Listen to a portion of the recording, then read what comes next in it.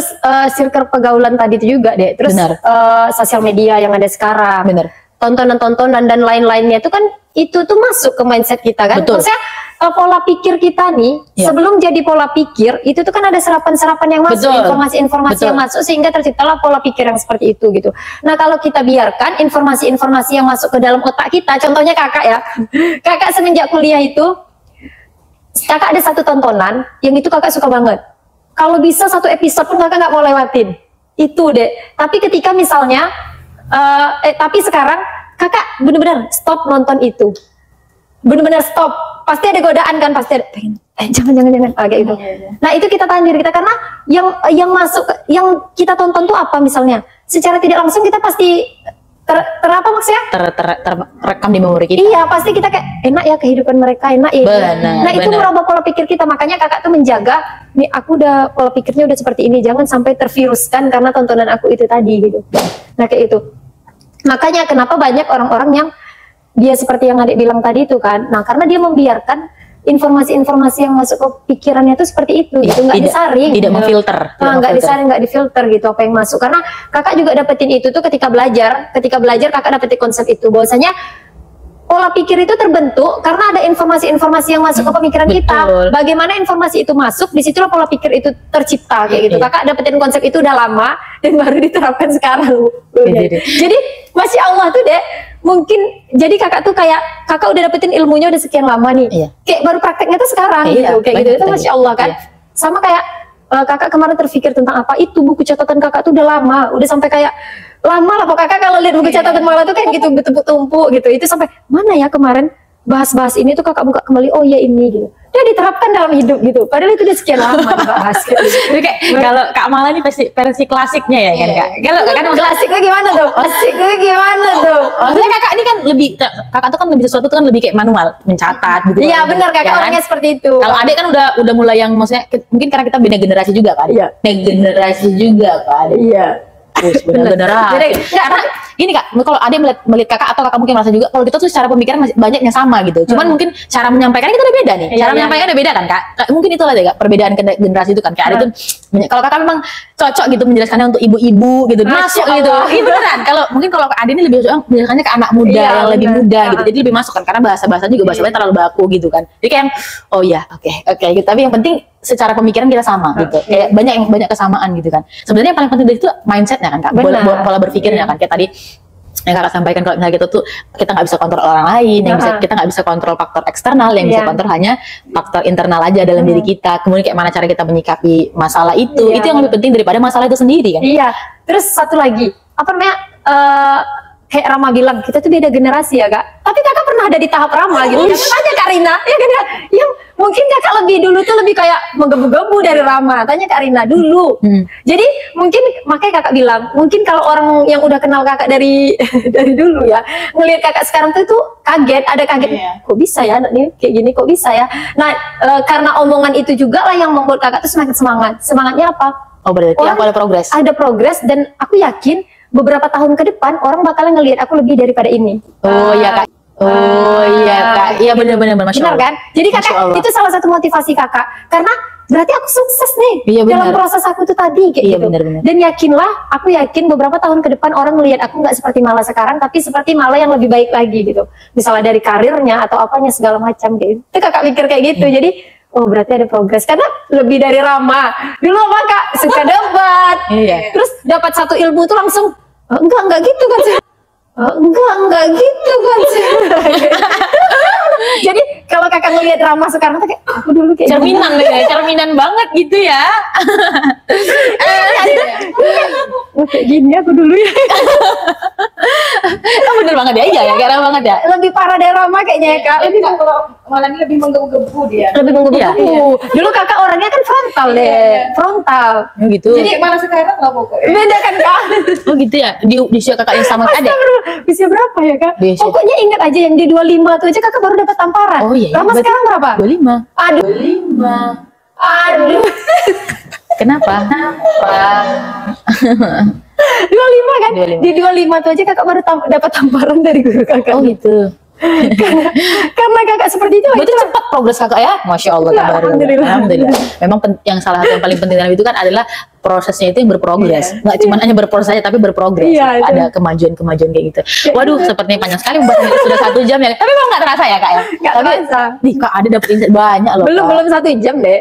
Itu tadi jam 2 Kak. Itu tadi Rama kan sebelum kakak di sini ada direkam. Mana panjang kan kak? Kakak datang jam 2, ini masih jam 2.40. Iya. Setengah 2. Lupa saja. Ya Allah. Iya.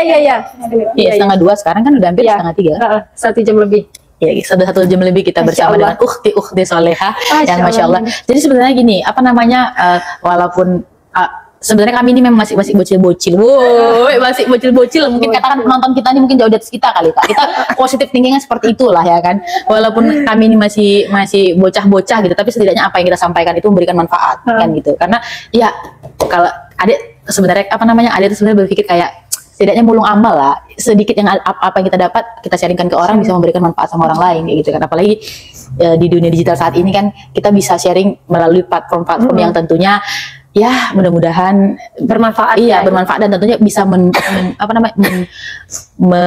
kena ke banyak orang kan gitu. Itu setidaknya membantu kita kan kak, kayak mulung amal gitu loh.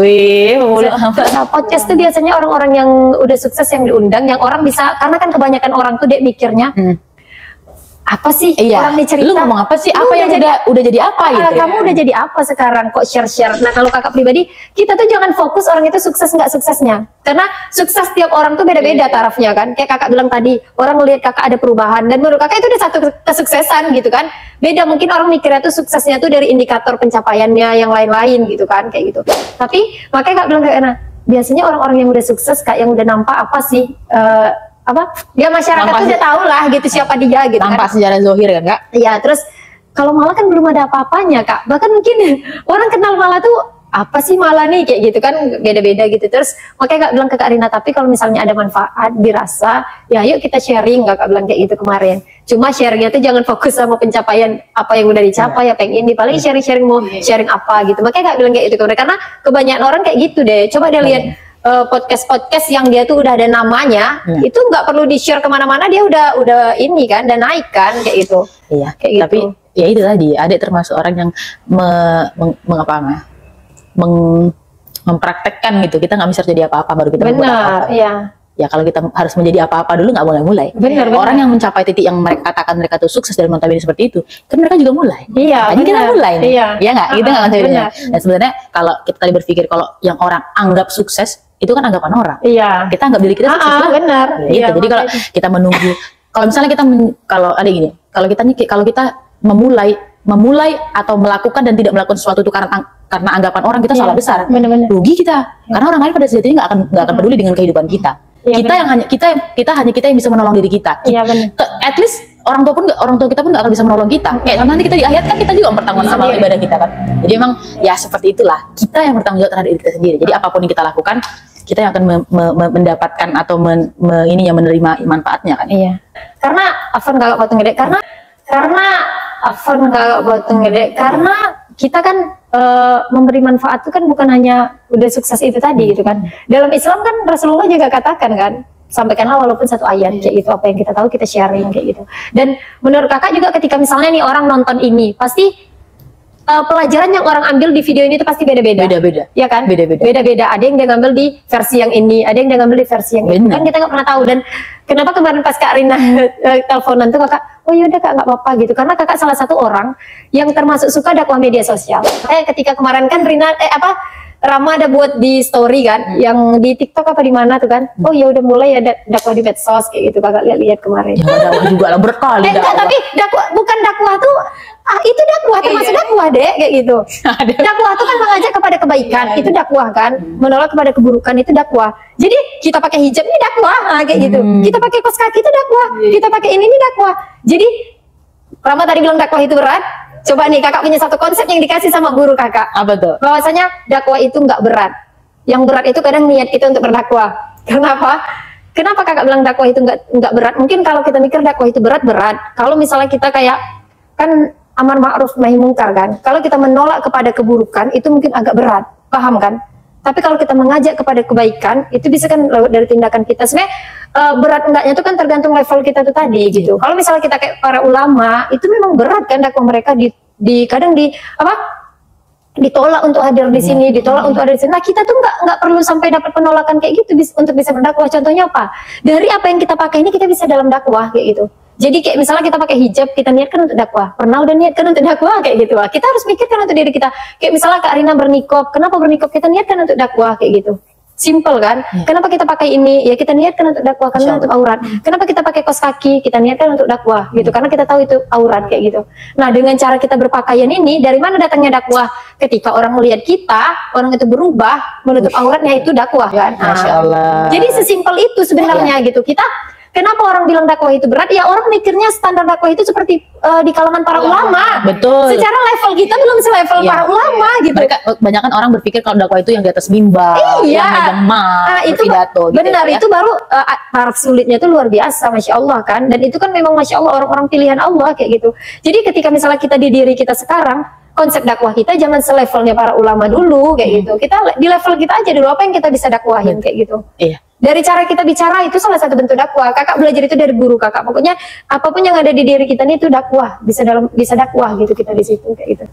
Dari gerak-gerik kita, dari cara kita naik motor itu bisa dakwah loh kayak gitu. Itu bener banget loh. Benar. Itu. Kayak misalnya contoh kita di lampu merah, lampunya merah kita lewati aja. Jilbabnya panjang, lampu merah.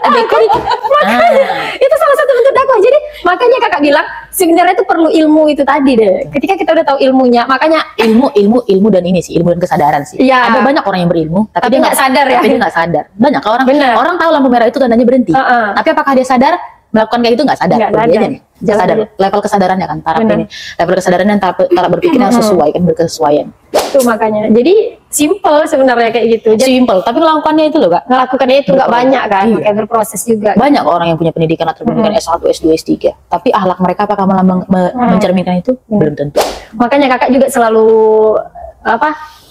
karena belajar juga ya selalu tekankan bahwasanya kan Rasulullah juga udah ingatkan kita gitu kan, bahwasanya adab tuh di atas ilmu gitu. Kayak gitu kan. Rasulullah tuh lebih lama belajar adabnya daripada belajar ilmu kayak gitu kan. Jadi itu selalu kakak ingat. Jadi ketika misalnya kita udah berilmu, karena dulu malah menggebu ya kak, itu tuh adab dikesampingkan deh. Kalau Rama lihat kakak dulu tuh luar biasa, astagfirullah. Jadi kakak tuh dulu udah dapat satu ilmu tuh ya udah dapat ilmu aja, tapi nggak mikirin adab. Itu kakak yang dulu gitu. Tapi kalau sekarang tuh kakak lebih mikir, oh ya udah tahu nih ilmunya kan, tapi adab yang baik, cara yang baik untuk menyampaikan itu seperti apa segala macam itu. Makanya mungkin Rama lihat cara berbicara kakak berubah, ini berubah gitu. Itu sebenarnya proses itu kayak gitu. Cepat sadar. Iya dia cepat sadar kayaknya ya kak. Kalau dulu seorang Kak Mala mana ada sadar tuh temenan sama yang lebih tua, dia nggak ada. Iya. Konsepnya itu pakai alhamdulillah dia sadar kan kak. Tapi apapun itulah yang terjadi di diri kita tuh. Kalau misalnya kita mau ngambil itu tuh bisa jadi pelajaran untuk kita introspeksi diri kan kayak gitu. Kalau misalnya orang-orang nggak mau introspeksi diri, itulah dia nggak jadi apa-apa di situ-situ aja kayak gitu. Makanya sebenarnya satu hal yang paling penting dalam hidup itu kan bagaimana kita agar selalu tetap bertumbuh. Iya kan, personal growth kita harus tetap bertumbuh itu. Kalau kita nggak berkembang itu kan dalam arti kayak Ali bilang. Kalau misalkan lebih baik daripada sebelumnya. Lebih baik 1% lebih baik daripada sebelumnya itu juga salah satu konsep bertumbuh kan. Karena kalau misalnya kita hitung-hitung aja 1% lebih baik daripada hari sebelumnya itu kalau diakumulasikan kan menjadi sesuatu yang sangat besar. Kayak gitu. Kalau 30 hari itu udah berapa persen gitu. Iya, nah itu tadi. Simple. Makanya aduh. Terus dalam Islam kan memang kan ada tuh hadisnya bahwasanya Allah tuh mencintai amalan yang sedikit tapi istiqomah kan? Iya itu relate loh kak. Benar. Itu relate loh kak. Benar. Kalau kakak sekarang nerapin itu juga kan, insya Allah kan pembelajaran. Karena dulu kakak tipikalnya dapat satu ilmu, amalin. Kayak pokoknya apapun itu diamalin bagus kayak gitu kan. Tapi ada titik nanti di mana nggak dijalani semua gitu kan. Jadi lebih baik kita susun tuh sesuai standarnya. Tapi benar-benar istiqomah kita ngejalaninnya. Iya benar. Itu sih sama. Jadi banyak loh yang disampaikan, yang kakak sampaikan itu sebenarnya ribet banget. Ada juga kemarin ngomong juga tuh. Jadi apa kita nih kayak dua versi gitu ya, Iya versi. Ya ada yang kakak bilang tentang informasi yang terlalu banyak kita terima. Ada juga tentang bagaimana sebenarnya paling penting dalam hidup kita menjaga pikiran kita ini. Karena mata kita nih kemana mata kita memandang, biasanya ke situ pikiran kita teralihkan gitu. Makanya penting kita untuk menjaga apa yang kita dengar, apa yang kita lihat, apa yang kita makan. Pokoknya semua yang masuk dalam diri kita ini kan diakumulasikan dan menjadi diri kita yang sekarang. Iya, difilter benar kan. Ibaratnya tuh wujud apa yang masuknya inilah diri kita, itu kan wujudnya. At least kalau misalnya apapun yang kita ucapkan itu adalah hasil apa yang kita baca, apa yang kita dengar, apa yang kita dapatkan. Benar loh itu. Kayak orang yang sering ngomongin misalnya celetuk dengan bahasa-bahasa yang selayan sekarang itu kan, misalnya kayak ngomongin itu mereka. Itu kan karena hasil yang mereka dapatkan misalnya dari media sosial, dari lingkungan pertemanan mereka, itu yang akan keluar dan itu memang mencerminkan. Makanya gampang untuk menilai orang itu dari gimana cara dia berbicara, apa yang dia ucapkannya, itu yang ada di dalam pikirannya.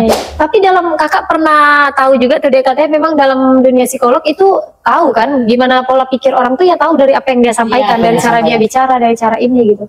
Tahu bagaimana seseorang itu. Iya kan, dari situ bisa ternilai kan. Makanya kemudian kalau di zaman yang sekarang ini kita perlu sekali untuk memfilter apapun yang masuk ke dalam diri kita. Contohnya kayak misalnya kita bermedia sosial terlalu gampang. Kalau misalnya cara ini Kak, cara medis kan.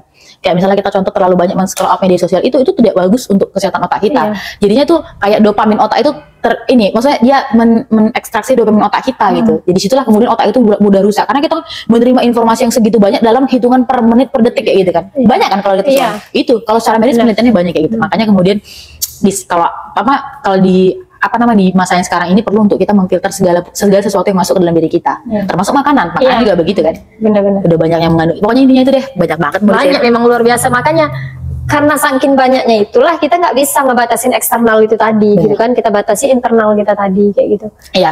Orang lain boleh misalnya, adik pernah dengar, adik pernah baca buku itu ini. Mereka boleh membuat produksi apapun dimakan itu, tapi kita bisa memilih apa yang masuk. Iya benar, keren kan? Kita nggak bisa membatasi mereka membuat apa, mereka membuat ingredient dari apa, kita nggak bisa batasi. Tapi kita bisa batasi apa yang masuk dalam mulut kita. Itu keren banget. Benar, memang iya. Kakak juga setuju. Terus ada orang-orang yang dia malah ngusilin kehidupan orang. Maksudnya gini, kalau misalnya ada satu teman kita yang udah nerapin pola hidupnya tuh baik atau gimana, kita nggak usah ngejudge dia gitu. Iya gak sih?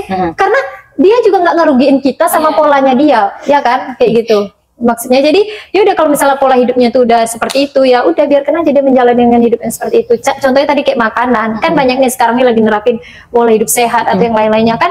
Ketemu temen yang sekarang kan sedikit sekali yang pola hidup sehat gitu kan. Nah ketika misalnya kita ngumpul atau gimana gitu, kalau misalnya dia mesannya tuh milih atau ada request, ya biarin aja, itu pola dia, justru harus kita support kan kayak gitu. Kayak gitu, contohnya apa? Dia kalau pesan minuman ini nggak pakai gula nih, ya biarin aja, kan nggak ngerugiin kita kan gitu. Yang pesan juga dia kah, waitersnya gitu kan. Jadi simple sebenarnya. Makanya hidup itu ya udah, kita fokus saja perbaikan diri kita kayak gitu. Kalaupun misalnya mungkin ada misalnya orang-orang seperti itu tuh termasuk ini sih, termasuk orang yang toksik sih. Dan itu orang-orang kayak gitu tuh kalau misalnya kita bertemu dengan orang kayak gitu, bagusnya kita jauhi, kita tinggalkan. Karena kan dia, maksudnya kita baik menjadi yang lebih baik pun dia nggak suka kan. Berarti itu udah toksik. Orang yang toksik, dan memang orang yang toksik itu kan nggak baik untuk diri kita sendiri. Makanya kita sebenarnya nggak dilarang untuk meninggalkan orang-orang yang toksik. Gitu. Kalau misalnya kita sendiri nggak bisa mengubah dia. Benar. Ya kan? Atau kalau misalnya kita takut kita terikut, kita tinggal. Iya gitu deh. Ada kedua konsepnya. Kalau misalnya kita takut kita terikut, atau misalnya kita nggak bisa mengubah dia, udah kita tinggalkan aja. Tapi kalau kerasa saya kita bisa mengubah dia, it's okay gitu. Jangan apa-apa, berteman aja kayak gitu. Makanya filter tadi itu juga filter dalam pertemanan. Nggak semua orang kita bisa temani. Ada orang yang orang yang toksik itu contohnya ini, orang yang suka mengeluh. Makanya perlu kita untuk memperbaiki pertemanan gitu. Nggak salah kalau kita pilih teman. Pilih teman yang bisa membawa kita jadi orang yang lebih baik. Gitu. Kan nanti keluar hadis lagi. Masya Allah. Nggak apa-apa. Karena kalau kita berteman sama orang yang penjual minyak wangi, kita terikut kan wanginya, tertular. Tapi kalau kita berteman sama orang yang pandai besi, ya bau besinya juga lengket di kita kan. Itu hadis Rasulullah. Kan? Emang iya sih, karena itu kan karena apa juga? Karena kan kita nikmati proses pencarian itu tadi kan, proses pembelajaran. Kalau kakak sih bilangnya, kakak dulu memang Islam gitu. Jadi kakak dulu belajar Islam tuh kan, kakak pernah masuk ke kelas tadabbur Quran. Nah di kelas tadabbur Quran ini mas, terus dulu waktu awal-awal hijrah kan, kakak tuh belajar tadabbur Quran. Nah di tadabbur Quran tuh masya Allah membahasnya tuh luar biasa deh. Membahasnya tuh salah satu perubahan kakak juga perubahan dari segi apa ya, kalau tadi kan dari manajemen waktu dan lain-lain, mungkin dari segi karakter atau gimana tuh ada perubahannya di sini juga. Pola pikir sih, mungkin pola pikir bukan karakter, pola pikir. Karena kalau karakter tuh dari berbagai juga sih gitu, ini pola pikir. Jadi di tadabbur Quran itu guru kakak tuh termasuk tegas. Jadi ya beliau sampai mengatakan, kamu Islam? Iya. Dari mana kamu tahu kamu Islam kayak gitu? Sampai kita tuh sampai dibuat tertampar gitu loh, Dek. Gitu-gitu pertanyaan-pertanyaan itu. Terus tertampar dengan ayat-ayat Allah gitu kan, karena kan itu ngebahas ayat-ayat Allah kan dan yang lain-lainnya itu. Jadi memang masya Allah ketika misalnya kita nikmati proses pencarian itu dan kita sampai di titik sekarang ini, alhamdulillah kita ngerasa kayak alhamdulillah ya. Kalau kakak lebih kayak, kalau Rama kan aku memilih Islam, alhamdulillah gitu kan. Kalau kakak lebih mikir, alhamdulillah ya, Allah itu sayang sama aku, ya kan? Iya. Allah itu sayang sama aku, karena kalau nggak karena kasih sayang Allah nggak akan sampai di tahap ini, gitu kan? Karena kalau nggak karena kasih sayang Allah nggak bisa seperti ini. Terus satu lagi apa? Masya Allah, luar biasa ya perjuangan Rasulullah menyebarkan Islam. Iya betul. Itu kakak ngerasa jadi kayak kalaulah dulu Rasulullah nggak sebegitunya dengan perjuangan Islam tuh, nggak akan nikmat sampai sekarang ini. Dan di situ kita masih mau mengeluh untuk dakwah, mengeluh untuk share kebaikan, mengeluh untuk menuntut ilmu. Kayak bersyukur aja gitu, maksudnya Rasulullah aja yang dilempar pakai kotoran, dilempar pakai ini apa segala macam itu tuh untuk menyebarkan Islam. Nah kita nikmati Islam nih udah semanis ini gitu, nikmati Islam nih udah semanis ini gitu, kayak tinggal mencicipinya gitu, masih banyak ininya itunya apa segala macam gitu kan, sangat disayangkan kayak gitu. Terus satu lagi kakak mungkin mau sharing di sini juga, karena banyak sekali terjadi nih. Orang-orang tuh benar sholat itu adalah tiang agama ya, karena kan sholat itu tiang agama tuh benar ya, karena ada di rukun Islam juga kan. Tapi sholat perintahnya, sholat hukumnya apa? Wajib kan. Tapi orang fokusnya tuh kepada sholatnya, tapi hal-hal yang wajib lainnya orang nggak fokus. Contohnya apa? Apa contohnya kak? Kak Rina belum ada ngomong nih. Contohnya apa kak? Menutup aurat wajib. Menutup aurat. Banyak nggak di kalangan para remaja atau di kalangan para perempuan, dia tuh rajin banget sholat karena dia tahu ketika meninggalkan sholat itu hukumnya dosa kayak gitu kan. Tapi nggak sadar sama hukum kita menggunakan hijab, menutup aurat. Menutup aurat apa hukumnya? Wajib kayak gitu. Wajib ketika ditinggalkan berdosa kan. Jadi ibaratnya hukumnya tuh sama kayak sholat itu tadi. Beriringan. Sama kan ibaratnya. Makanya banyak orang-orang yang lupa akan hal itu gitu. Makanya ya tugas itu kalau malah pribadi itu salah satu tugas kita untuk dakwah itu gitu. Tugas kita untuk dakwah itu. Makanya ini dapat juga di kajian Ustazah Alimah Alaidrus waktu itu, penampilan itu memang harus kita pikirkan juga. Dari situ kakak jadi kayak lebih, oh iya ya, lebih agak peduli dulu, malah kan terserah aja kan ya. Terserah aja dulu deh kakak manggil aja. Terus dulu kakak tuh sukanya jilbab sorong, udah deh sorong kayak gitu kan. Terus Ustazah Alimah Alaidrus bilang, apa yang kita kenakan itu kan menjadi bentuk, bisa jadi dakwah untuk kita ketika orang mengikuti. Nah, gimana orang mau mengikuti kita kalau orang melihat kita aja udah enek? Mana orang mau mengikuti kita kalau orang melihat kita aja udah enek? Kayak gitu.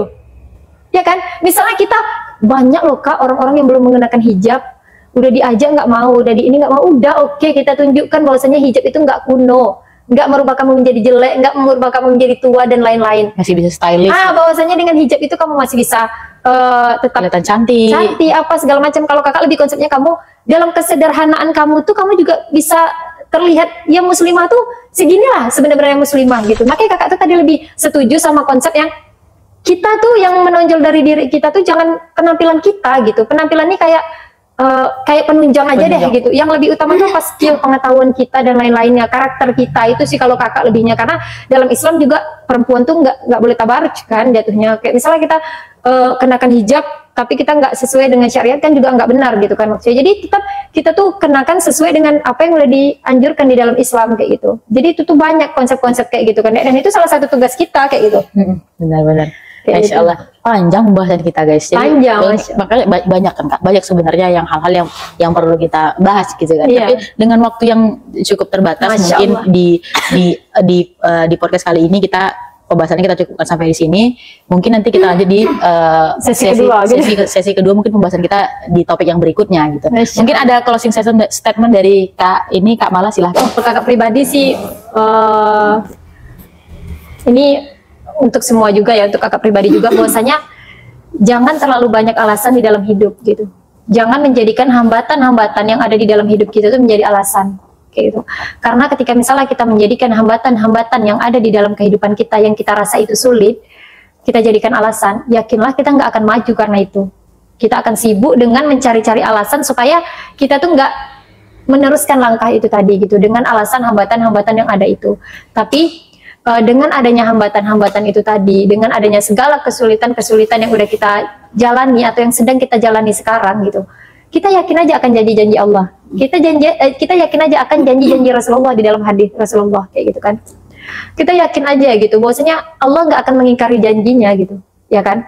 Dan selalu yakin bahwasanya tugas kita di muka bumi ini hanya perlu ikhtiar, usaha, ya, hanya perlu usaha. Kita tuh nggak usah fokus pada hasil kayak gitu, karena hasil itu adalah urusan Allah, koridornya Allah. Jadi kita fokus pada pencapaian kita di usaha-usaha kita tuh aja gitu. Udah sesuai atau belum apa segala macam. Jadi hasil itu adalah urusan Allah. Jadi kita tuh jangan memikirkan apa yang bukan di ranah kita itu tadi gitu. Paling kayak gitu sih deh. Karena kakak juga pribadi dulunya tuh ya hambatan-hambatan itu dijadikan alasan.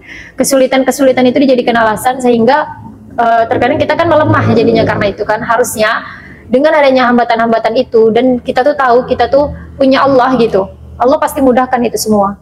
Salah satunya kayak kakak bilang tadi, contohnya dalam kita menuntut ilmu, Allah nggak akan sia-siakan orang-orang yang menuntut ilmu. Itu udah janji Allah kan. Masih kita ingkari, jangan gitu. Kita tugas kita cuma usaha. Contohnya apalagi dalam misalnya pekerjaan atau apa karir, Allah udah janjikan rezeki untuk kita ketika kita mau aja bergerak.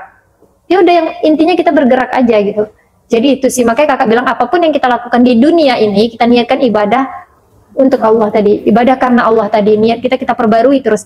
Nggak mudah kak, memang nggak mudah. Dan nggak mudah juga sampai di pola pikir yang seperti itu, memang nggak mudah. Makanya nikmati setiap prosesnya, ambil pelajaran di setiap prosesnya. Insya Allah nanti kita akan jadi seperti pola pikir yang seperti ini kayak gitu. Itu sih deh. Selalu sandarkan pokoknya urusan kita tuh sama Allah tadi. Jangan lepas. Nah kalau kakak juga jangan lepas dari guru-guru, ya itu penting. Dari guru-guru, terus doa sama Allah, minta pertolongan sama Allah selalu kayak gitu. Karena kita nggak akan jadi apa-apa kalau tanpa pertolongan dan kasih sayang Allah. Masya Allah. Ya mungkin yang terakhir dari Kak Rina, Kak. Kalau dari Rina, yang sebenarnya banyak sih emang yang Rina dapatkan karena di sini dan sendiri ya itu tadi misalkan banyak nih orang apa kayak mengeluh, sering mengeluh gitu. Jadi sekarang ini kakak kan udah membatasi pertemanan gitu kan. Jadi kayak tenang gitu. Kalau dulu banyak orang yang cerita tentang ini, tentang itu, jadi kepikiran semua. Apalagi kakak ini tipe orang yang kalau orang sudah bercerita itu mikir ya, gitu. mikir tipe. Jadi terikut gitu. Jadi kan sekarang kayak orang, nah ini ya ini, kakak tuh udah membatasi kalau untuk melakukannya, maksudnya untuk yang tidak berguna gitu kakak udah nggak ini lagi gitu. Pokoknya sekarang tuh kakak tuh udah banyak belajar lah gitu. Masya Allah. Tambah lagi kan kakak juga sering apa sama si Rama gitu. Jadi kayak udah yang positif-positif aja gitu. Jadi kalau malah kakak segan-segan gitu ya. heran. Kakak segan nih, sudah telepon malah segan.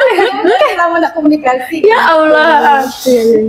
Jadi kamu juga gak belajar. Masya Allah. Gitu. Tuh belajar tuh bukan hanya yang dari tua, dek, buktinya yang muda Enggak, bisa. Kak. Ya, sebenarnya ada yang banyak belajar dari beliau nih, Kak. Masya Allah. Ya gitulah intinya. Mungkin orang Saling melihatnya- belajar ya. Ya, saling belajar sih. Bagaimana kita menjadi apa kan? Saling support sih. Terlalu mengikut campur urusan orang gitu. Kayak dulu kan semuanya masuk Iya, gitu. bener-bener. Tanpa membatasi. Semuanya dipusingkan Iya, gitu ya. gitu. Jadi kita sendiri yang ribet gitu. Iya. Jadi kita ini ketika ketemu dia aku kayak gini, si Rama tuh sering kali ada lah kayak kalau menyebar yang energi negatif aja kayak gitu. Karena malah juga selalu tekankan tuh Kak, kalau kita belum selesai sama diri kita gitu, kita tuh nggak usah mikirin hidup orang Iya, dulu. betul. Maksudnya nggak usah mikirin bagaimana. Maksudnya kita tetap peduli ya sama orang. Ibaratnya itu kayak kita coba ini apa segala macam, tapi kita belum selesai sama diri kita tuh sulit kayak gitu.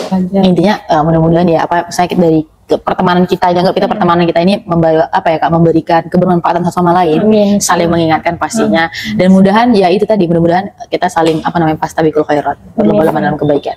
Mungkin sampai di situ dulu sesi sharing session kita hari ini. Masya Allah. Mudah-mudahan banyak manfaat yang didapatkan. Afwan minkum apabila banyak kekurangan. Terima kasih. Assalamualaikum warahmatullahi wabarakatuh.